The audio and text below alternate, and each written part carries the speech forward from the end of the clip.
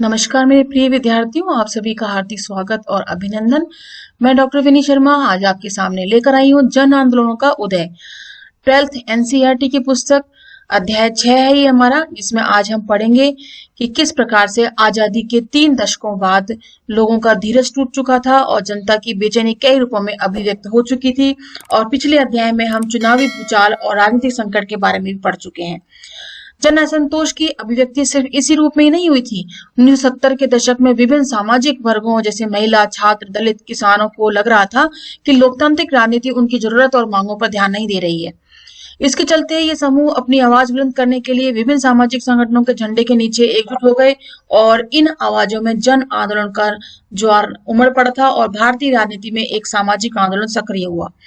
विद्यार्थियों, इस अध्याय में हम 1970 के दशक के बाद जन आंदोलनों की विकास यात्रा को परखेंगे, उसको जांचने का प्रयास करेंगे और इस चर्चा में हम समझेंगे कि जन आंदोलन क्या होते हैं, भारतीय समाज के किन तबकों को इन आंदोलन में लामबंद किया गया, हमारे लोकतांत्रिक ढांचे में ये जन आंदोलन क्या भूमिका निभाते हैं। विद्यार्थियों, इस पृष्ठ या अगले पृष्ठ पर दिए गए चित्रों में चिपको आंदोलन के सहभागियों एवं नेताओं को दर्शाया गया है और यह आंदोलन देश के पर्यावरणीय आंदोलन में अहम स्थान रखता है। आप देख सकते हैं विद्यार्थियों किस प्रकार से ये पेड़ के साथ किस प्रकार से ये लिपटी हुई महिलाएं हैं। क्या ये लोग कोई खेल खेल रहे हैं या कोई त्योहार मना रहे हैं जो इन्होंने पेड़ों को अपनी बाहों में बांध रखा है। ये लोग कोई पर्व या त्योहार मना रहे हैं। दरअसल ये चित्र में जो नजर आ रहे हैं लोग ऐसा कुछ नहीं कर रहे हैं, यहाँ तो सिर्फ तस्वीर दी गई है। सामूहिक कार्यवाही की एक असाधारण घटना को दर्ज किया गया है विद्यार्थियों यहाँ पे, और यह घटना 1973 में घटी जब मौजूदा उत्तराखंड के एक गांव के स्त्री पुरुष एकजुट हुए और जंगलों की व्यावसायिक कटाई का इन्होंने विरोध किया। तो इस प्रकार से विद्यार्थियों ऐसे बहुत सारे आंदोलनों की बात हम यहाँ करेंगे, चर्चा करेंगे और हम जानेंगे कि जन आंदोलन होते क्या हैं। तो विद्यार्थियों, ये हमारा अध्याय 7 है जिसमें हम जन आंदोलनों के उदय के बारे में चर्चा करेंगे। इस सबसे पहले हम जन आंदोलनों की प्रकृति के बारे में चर्चा करते हैं। विद्यार्थियों, इस अध्याय के शुरू में हमने चित्र देखा और इसमें हमने क्या देखा कि महिलाएं वास्तव में सचमुच में पेड़ों को अपने बाहों में बांध रखा है। क्या ये कोई खेल है या कोई त्योहार है? वास्तव में हम देखें तो हमें नजर आ रहा है कि कुछ ऐसा नहीं है, लेकिन यहाँ जो तस्वीर दिखाई गई है उसमें सामूहिक कार्यवाही की ऐसी असाधारण घटना को दर्ज किया गया है जो 1973 में घटी और जब मौजूदा उत्तराखंड के एक गांव के स्त्री और पुरुष एकजुट हुए और जंगलों की व्यावसायिक कटाई का विरोध इन्होंने किया। सरकार ने जंगलों की कटाई के लिए अनुमति दी थी। गांव के लोगों ने अपने विरोध को जताने के लिए एक नई तरकीब अपनाई और इन लोगों ने पेड़ों को अपनी बाहों में घेर लिया था ताकि उन्हें काटने से बचाया जा सके। विद्यार्थियों, ये विरोध आगामी दिनों में भारत के पर्यावरण आंदोलन के रूप में परिणत भी हुआ और इसे चिपको आंदोलन के नाम से भी प्रसिद्धि प्राप्त हुई। तो सबसे पहले हम बात करते हैं चिपको आंदोलन। चिपको आंदोलन क्या था? इस आंदोलन की शुरुआत उत्तराखंड के 2-3 गांवों में हुई थी विद्यार्थियों। इसके पीछे एक कहानी है कि गांव वालों ने वन विभाग से कहा कि खेती बाड़ी के औजार बनाने के लिए हमें अंगू के पेड़ काटने की अनुमति दी जाए। वन विभाग ने अनुमति देने से बिल्कुल इनकार कर दिया। विभाग ने खेल सामग्री के एक विनिर्माता को जमीन का यह टुकड़ा व्यावसायिक इस्तेमाल के लिए आवंटित कर दिया था। इससे गांव वालों में रोष पैदा हो चुका था।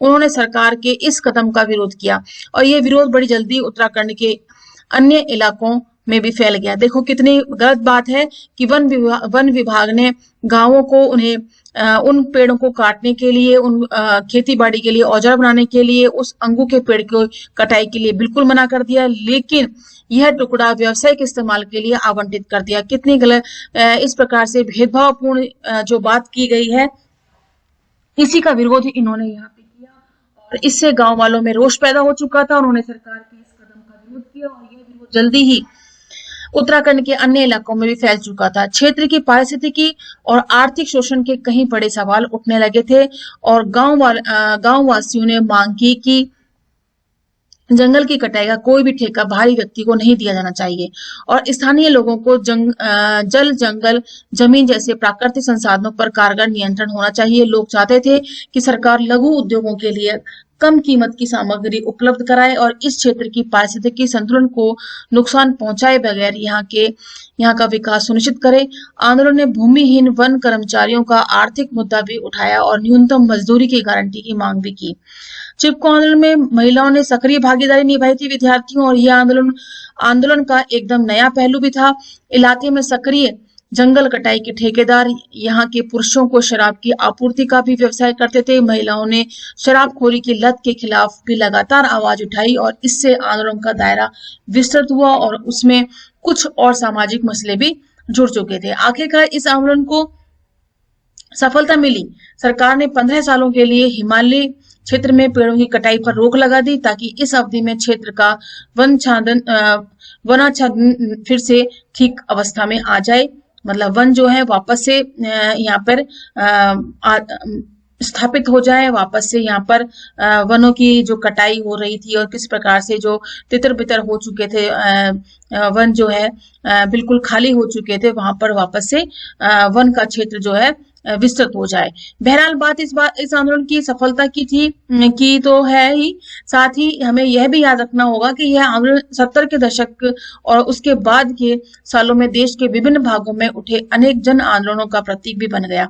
इस अध्याय में हम ऐसे ही कुछ आंदोलनों के बारे में विस्तृत रूप से चर्चा करेंगे। तो आप ये देखिए विद्यार्थियों, इसके अंतर्गत यहाँ दिए गए 2 चित्र चिपको आंदोलन में संघर्ष के दिनों ही के साक्षी हैं, और गौर कीजिए इस आंदोलन में महिलाओं ने पूरी दृढ़ता के साथ भाग लिया था और इस आंदोलन को एक नई दिशा भी दी थी। और ये कार्टून में जिस प्रकार से व्यंग किया गया है तो यह बड़ी शानदार बात, लेकिन कोई मुझे बताए कि हम जो यहाँ राजनीति का इतिहास पढ़ रहे हैं इससे यह बात कैसे जुड़ती है। तो ये आप देख लीजिए आंदोलन को किस प्रकार से ये इतिहास के साथ जोड़ने का प्रयास कर रहे हैं, किया गया है। अब देखिए नेक्स्ट आंदोलन आता है दल आधारित आंदोलन। जन आंदोलन कभी सामाजिक तो कभी राजनीतिक आंदोलन का रूप ले सकते हैं और अक्सर ये आंदोलन दोनों ही रूपों के मेल में से बने रहते हैं। जैसे कि हम अपने स्वाधीनता आंदोलन को ही लें, यह मुख्य रूप से राजनीतिक आंदोलन था, लेकिन हम जानते हैं कि औपनिवेशिक दौर में सामाजिक आर्थिक मसलों पर भी विचार मंथन चला, जिससे अनेक स्वतंत्र सामाजिक आंदोलनों का जन्म हुआ, जैसे जाति प्रथा विरोधी आंदोलन, किसान सभा आंदोलन, मजदूर संगठनों के आंदोलन। ये आंदोलन 20वीं सदी के शुरुआती दशकों में अस्तित्व में आए और इन आंदोलनों ने सामाजिक संघर्ष के कुछ अंदरूनी मुद्दे उठाए।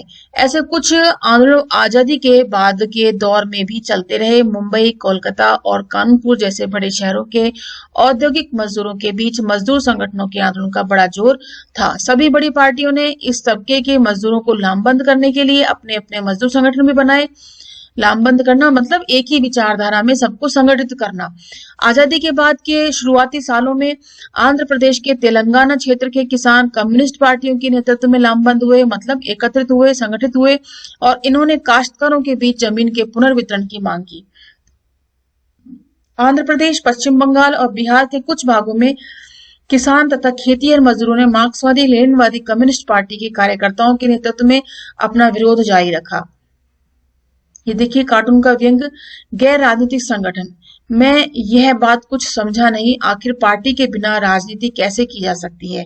तो गैर राजनीतिक संगठन मतलब राजनीतिक संगठन भी है और गैर भी, यह इसमें विवादास्पद बात देखी गई है।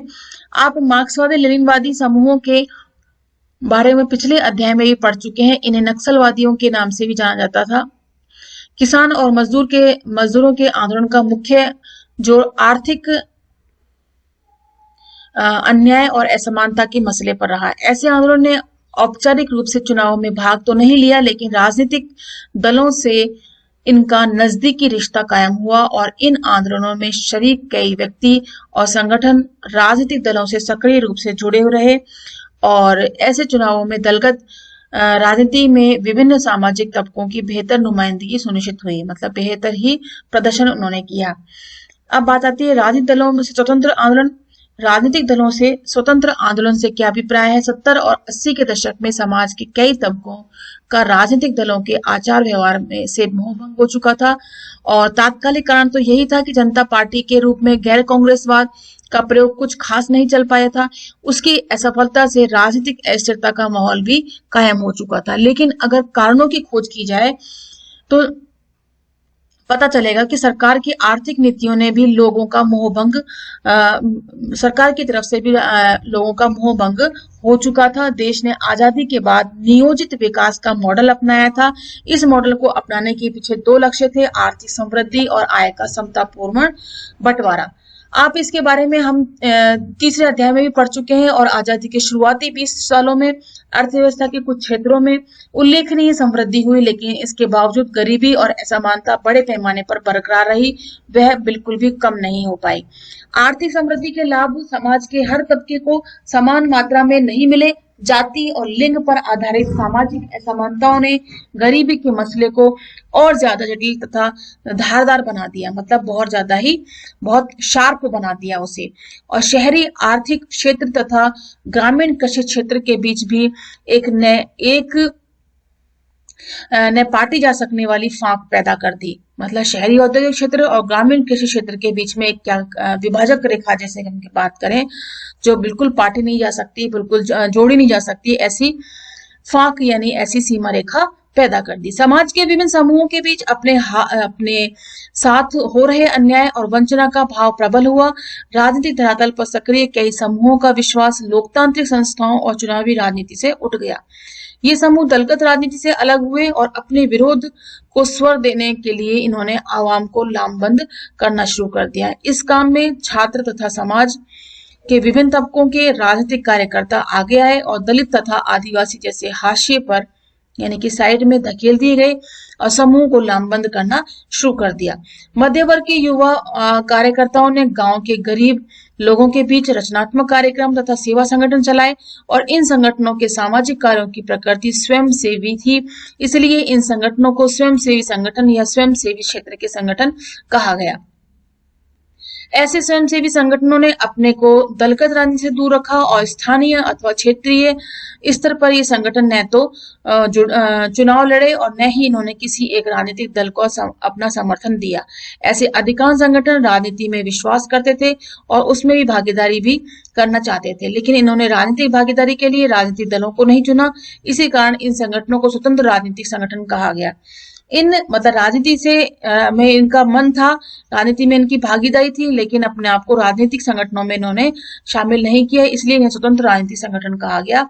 और इन संगठनों का मानना था कि स्थानीय मसलों के समाधान में स्थानीय नागरिकों की सीधी और सक्रिय भागीदारी राजनीतिक दलों की अपेक्षा कहीं ज्यादा कारगर होगी।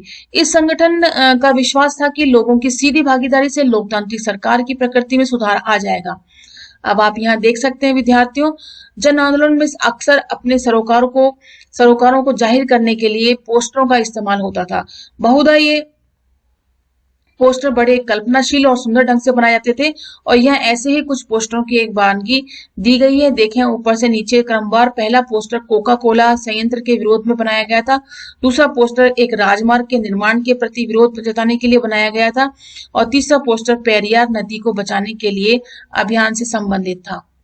तो आप ये देख सकते हैं, ये कोका कोला, ये देखिए आप, इसकी भाषा अलग है लेकिन आप देख सकते हैं ये जिसके लिए बनाए गए थे, जिस क्षेत्र के लिए बनाए गए थे, ये वहां से संबंधित भाषा है। जिसमें पहला पोस्टर जिसमें बताया गया कोका कोला संयंत्र का विरोध करना, दूसरा था राजमार्ग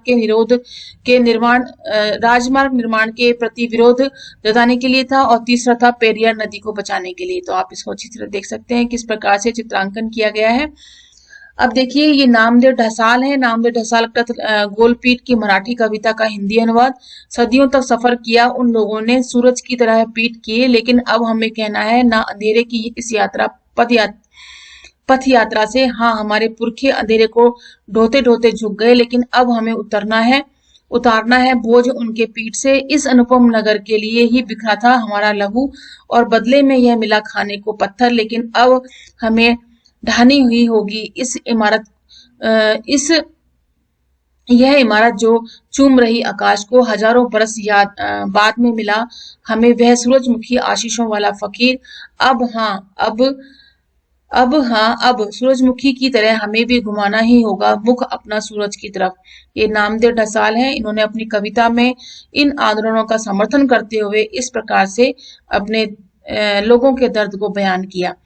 अब भी ऐसे स्वयंसेवी संगठन शहरी और ग्रामीण इलाकों में लगातार सक्रिय हैं। बहरहाल अब इनकी प्रकृति बदल चुकी है। बाद के समय में ऐसे अनेक संगठनों का वित्त पोषण विदेशी एजेंसियों से होने लगा और ऐसी एजेंसियों में अंतर्राष्ट्रीय स्तर की सर्विस एजेंसियां भी शामिल हुई और इन संगठनों को बड़े पैमाने पर अब विदेशी धनराशि प्राप्त होती है, जिससे स्थानीय पहल का आदर्श कुछ कमजोर हुआ। तो विद्यार्थियों, इस प्रकार से हमने देखा कि चिपको आंदोलन के दौरान किस प्रकार से लोग जंगलों की कटाई के समय पेड़ों से बिल्कुल चिपक गए थे। इस प्रकार से महिलाओं ने भरपूर उसका विरोध किया। शराब खानों के लिए भी विरोध किया और ये धीरे धीरे जो है आंदोलन वनों से हटता हुआ और सामाजिक मुद्दों को लेकर के भी सामने आया। और इसी के साथ ही बहुत से आंदोलन इसमें जो आंदोलन सामाजिक तो कभी राजनीतिक आंदोलन के रूप में भी रहे, इस प्रकार से गैर राजनीतिक संगठनों की भी भागीदारी इसके अंतर्गत रही और काश्तकारों के भी जमीन के पुनर्वितरण की भी मांग रही और इसी प्रकार से मजदूर संगठनों के आंदोलन भी रहे इसमें। तो इसी प्रकार से हम ये कह सकते हैं आपसे कि ये आंदोलन जो है, जन आंदोलन जो है, हमारे लिए लोकतंत्र को मजबूत करने के लिए भी बहुत ही प्रासंगिक है। इसके साथ ही विद्यार्थियों, यह अध्याय यही समाप्त होता है। नेक्स्ट अध्याय में हम पढ़ेंगे, नेक्स्ट वीडियो में हम पढ़ेंगे दलित पैंथर्स क्या थे और दलित पैंथर्स का क्या आंदोलन था। इसको हम विस्तृत रूप से समझने का प्रयास करेंगे। तब तक के लिए हम आपसे विदा लेते हैं। धन्यवाद एंड नमस्कार।